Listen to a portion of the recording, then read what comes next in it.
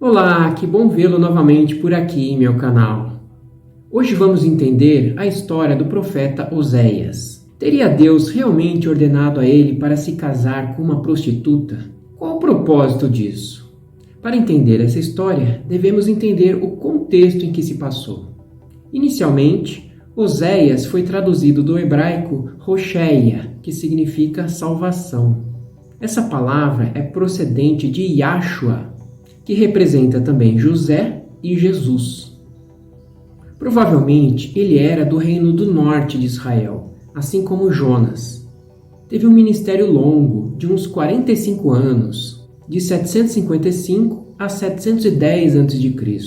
Ele atuou no reinado de 4 reis do sul, Judá, e nos últimos 6 reis do norte, até que essas tribos do norte foram levados cativos pela Assíria em 722 a.C. e não mais retornaram. Após a morte do rei de Israel, Jeroboão II, em 753 a.C., houve anarquia e Israel rapidamente declinou. 4 dos 6 reis do norte foram assassinados pelos seus sucessores. O povo estava misturando a adoração a Deus com a idolatria dos povos vizinhos.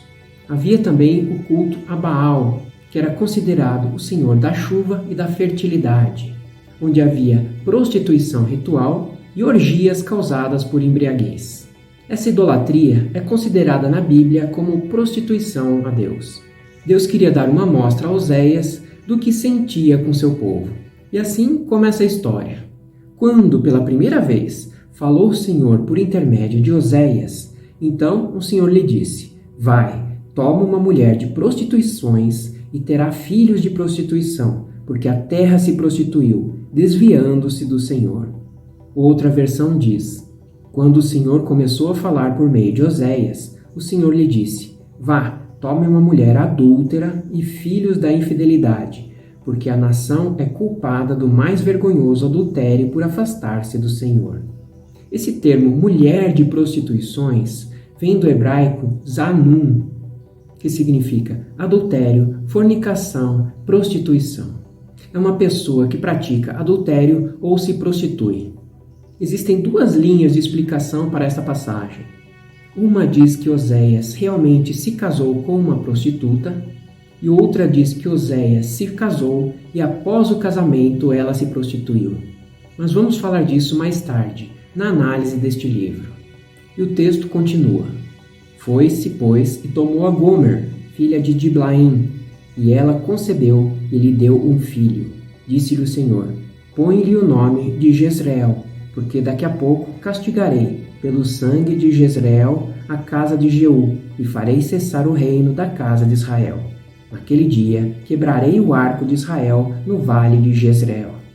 Gomer significa completo em hebraico, mas vem do termo gamar, que significa completar, mas com sentido de terminar, chegar ao fim. Então, traduzindo para os dias atuais, seria algo como: chega, já deu, parei aqui, pode parar, acabou. Ou seja, Deus quis simbolizar a história de Israel, e mais especificamente sua aliança com o povo judeu. Ele seria representado por Oséias, o Salvador, que os tirou da escravidão do Egito, fez uma aliança com eles, um casamento, mas o povo se prostituiu com outros deuses. E assim ele falou: chega, já basta, terminou. Gomer.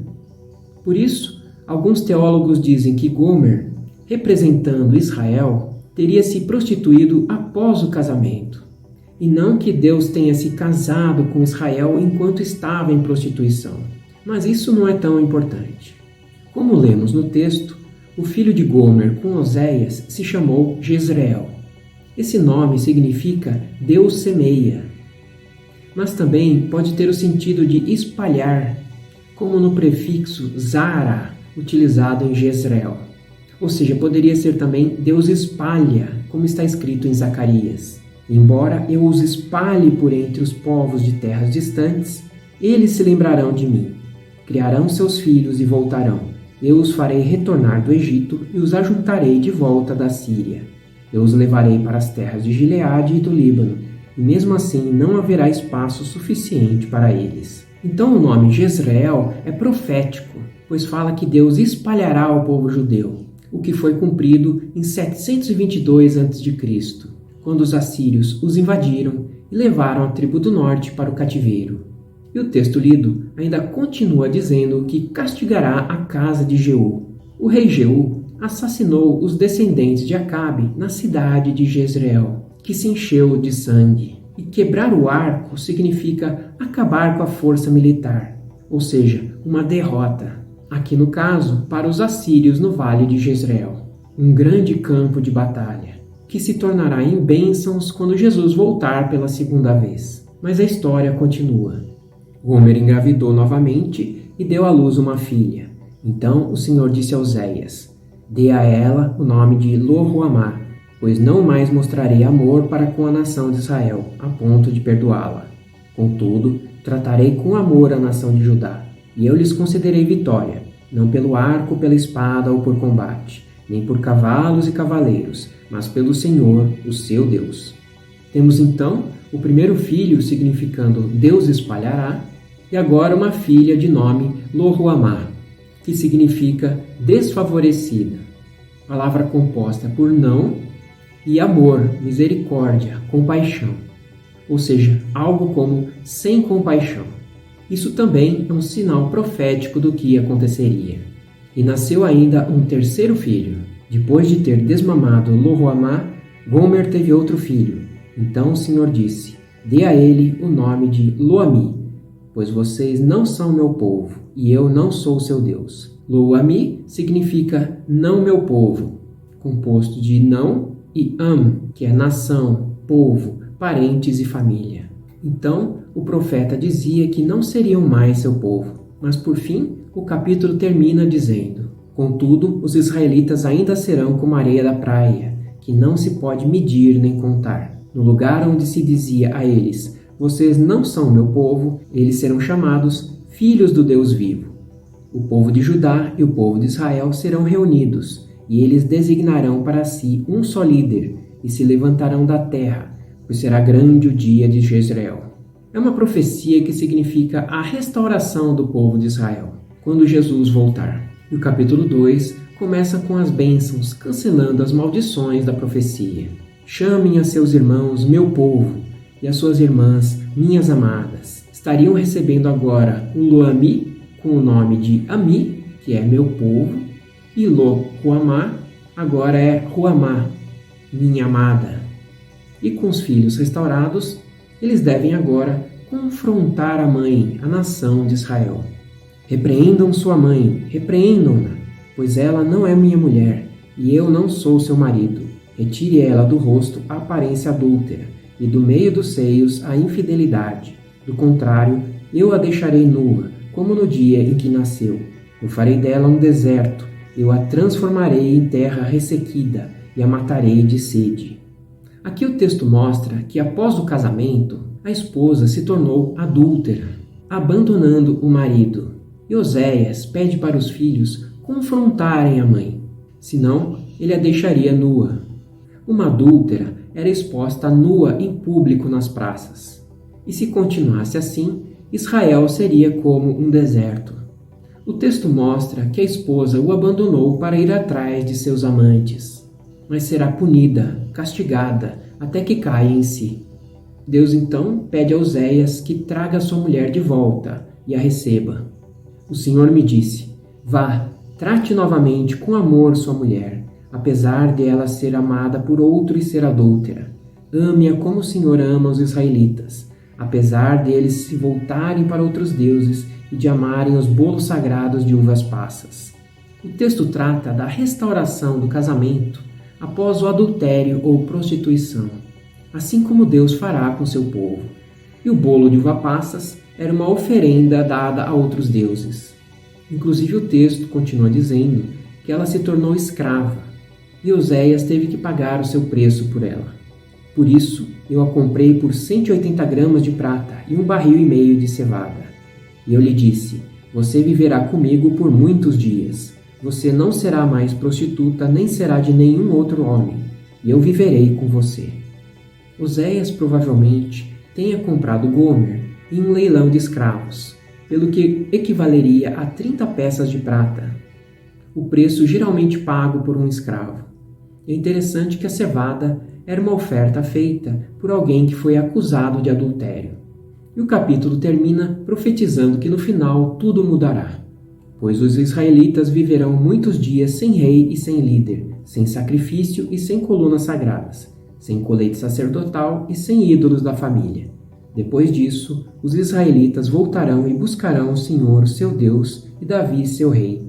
Virão tremendo atrás do Senhor e das suas bênçãos nos últimos dias. Resumindo então toda a história, Deus pede a Oséias que se case com uma mulher prostituta ou que adulterará depois. Oséias escolhe então Gomer, que decide ser infiel e ir atrás de amantes. Ela sofre, é punida e tratada mal, inclusive se tornando escrava. Deus usa essa história para retratar seu relacionamento com Israel. Israel, a esposa, é infiel a Deus, seu marido, e procura outros deuses, os amantes. Deus então mostra as consequências da quebra da aliança e diz que se arrependam e restaurem a união, o casamento ou aliança. E assim ocorrerá a restauração do matrimônio, a aliança com Deus.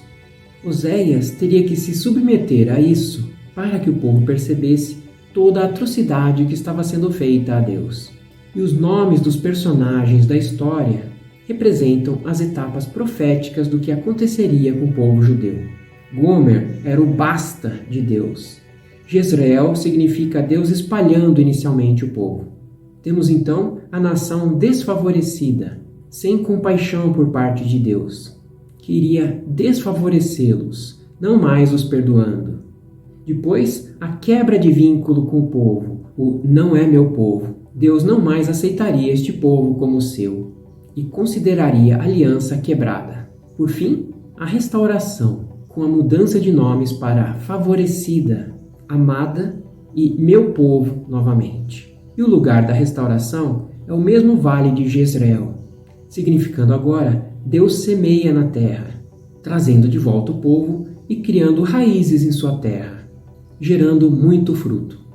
Não deve ter sido nada fácil Oséias ter se casado com uma prostituta, ou futuramente adúltera.